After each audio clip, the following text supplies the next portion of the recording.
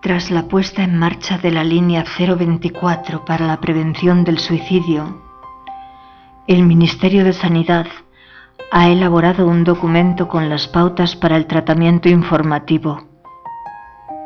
Entre otros consejos, se enfatiza que es importante hacer un buen uso del recurso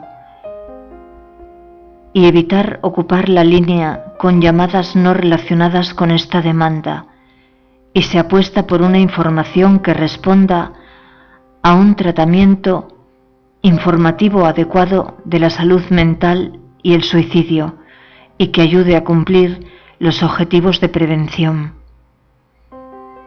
Me ha llamado la atención el citado Manual de Tratamiento Informativo de un tema como el del suicidio, pero desde el ámbito sanitario, aunque avalado por algunas asociaciones de periodistas. Pienso que este manual va a tener un difícil recorrido porque en primer lugar colisiona con los libros de estilo de la mayoría de medios informativos.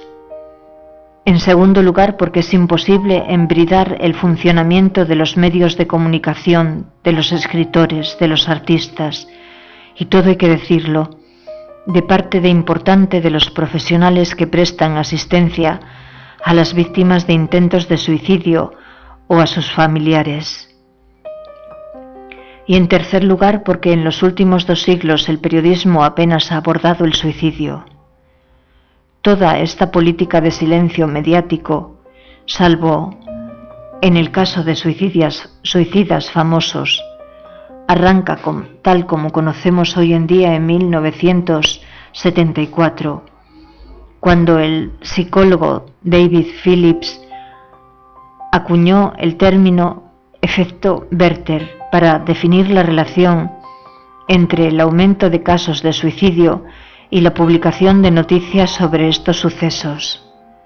De hecho, si la noticia de un suicidio es de una persona famosa, este efecto se incrementa. Es un fenómeno que parece darse con especial intensidad entre adolescentes, la edad cuando las conductas imitativas son más frecuentes, pero está claro que el efecto Werther influye mucho en el periodismo, en cómo se dan las noticias sobre suicidios, obviando los detalles que pueden llevar a una identificación con el suceso para evitar esos, entre comillas, suicidios por imitación. Pero hay una pregunta importante. ¿Hubo realmente una epidemia de suicidios tras la publicación de la obra de Goethe en Leipzig en 1774? La novela se basa en una experiencia del propio Goethe, que había conocido en 1772 a una joven, Charlotte Buff, que estaba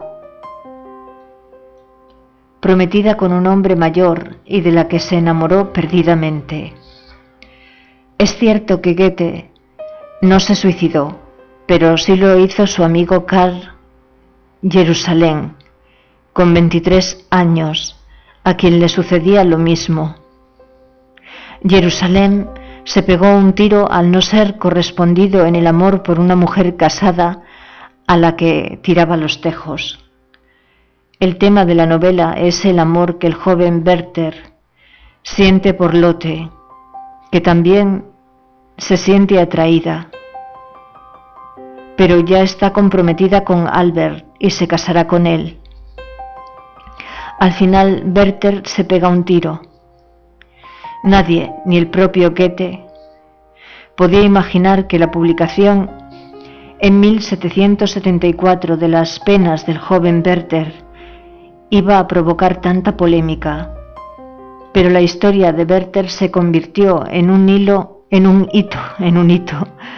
de la literatura mundial y máximo exponente del romanticismo alemán.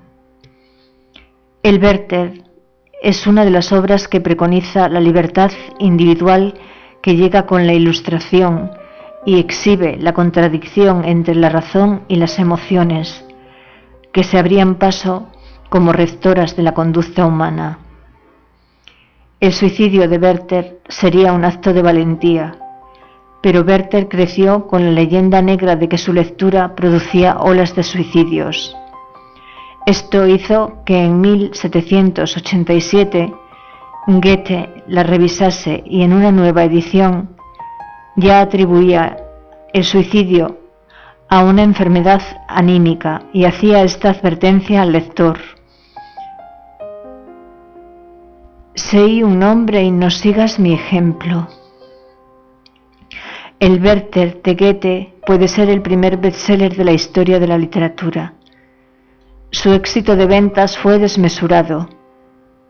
También es el primer ejemplo del daño que puede causar el sensacionalismo mediático que también está detrás de la crisis económica de 2007 y la reciente crisis pandémica. Son ejemplos de los resultados de sembrar informaciones insensatas cargadas de miedo y generar crisis tan dramáticas como las referidas. El resultado más conocido de esta imitación resultó en un incremento de suicidios, sin que aún hoy sepamos cuántos. Parece que en Alemania fueron unos 50 casos relevantes socialmente, pero no como para ser una epidemia. Son curiosas las repercusiones que provocó el Werther. Hubo un tal Nikolai que hizo una versión alternativa en la que Werther no se suicida, recupera el amor de su vida y tienen un hijo juntos. Se tituló Las alegrías del joven Werther. Goethe se enfurecía contra Nikolai de forma furibunda. En este proceso fue muy importante que un gran lector del Werther fuese Napoleón Bonaparte, que siempre viajaba con un ejemplar de la novela. Muy relevantes en el éxito de la obra fueron los grandes elogios que le dedicó Madame de Staël, una de las intelectuales más poderosas de la época, que contaba en las tertulias de los salones del 18 que Werther había provocado suicidios entre mujeres muy bellas y que habían muerto más hombres por Werther que por las mujeres más hermosas. La influencia de Madame de Staël era tan notable que Napoleón, con quien se enemistó hasta el punto de exiliarse de Francia, decía: «Tengo 3 potencias enemigas: Alemania, Gran Bretaña y Madame de Staël». La relación de Goethe con ella fue ambivalente.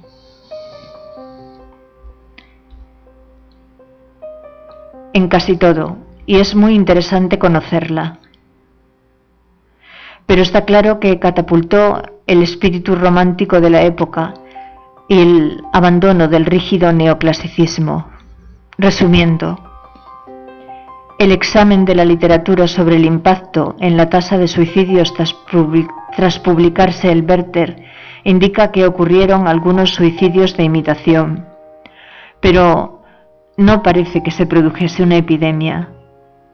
Werther sería así el primer caso de sensacionalismo mediático de la historia, aunque todo depende mucho de cómo definamos epidemia.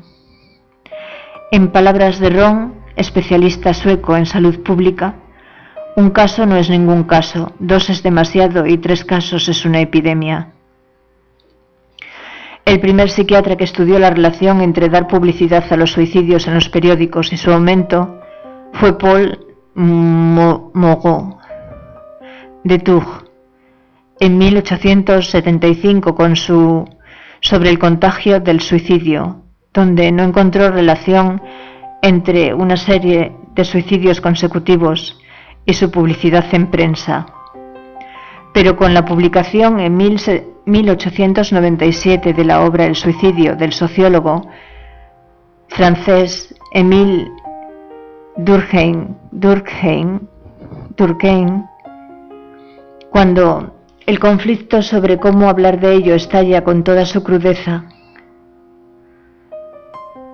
Durkheim reconoce que la imitación no influye sobre el suicidio y que prohibir noticias no cambiaría las tasas sociales, pero aconseja no hacerlo. La imitación nunca es causa de suicidio. Se limita a exteriorizar un estado que es la verdadera causa generadora del acto y hubiera producido su efecto aunque no hubiera habido imitación, ya que la predisposición ha de ser muy fuerte.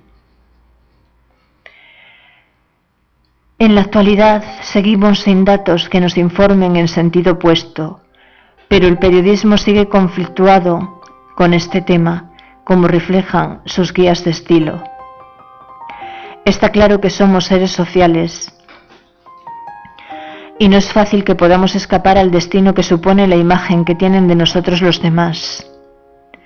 De ahí que el periodismo haya de tratar del suicidio, por supuesto, como habla de homicidios o de sucesos felices, sin que por ello se incremente la incidencia. Pero no debemos perder de vista que los tabúes solo se rompen cuando se resuelven ciertos problemas. Así pasó con la tuberculosis o el cáncer. Con esta perspectiva, el periodismo bien hará en revisar la indigencia moral de algunas de sus bases epistemológicas. Y los profesionales y afectados implicados deberán ser conscientes de que aquí no sirven ocurrencias ni opiniones. Psiquiatras, psicólogos y disciplinas afines no podemos hacer o apoyar informaciones sin pruebas que las justifiquen, ni apartarnos ante el tirón político. Este tema es demasiado serio. Algunas profesiones han adquirido un poder social desmesurado, sin que rindan a la comunidad beneficios que lo justifiquen, y habrá que quitarle presencia al joven Werther y revisar a Goethe, que con 72 años volvió a enamorarse de una agraciada joven de 17. La vie est ondoyante, decía Montaigne, intentando obviar los dogmatismos dominantes.